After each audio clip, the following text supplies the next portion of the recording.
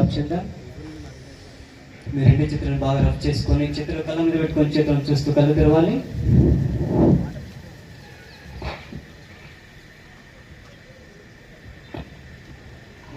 సంకల్పం చేస్తూ అందరు కూడా మీ కుడి చేతి ముందుకు చాపాలి.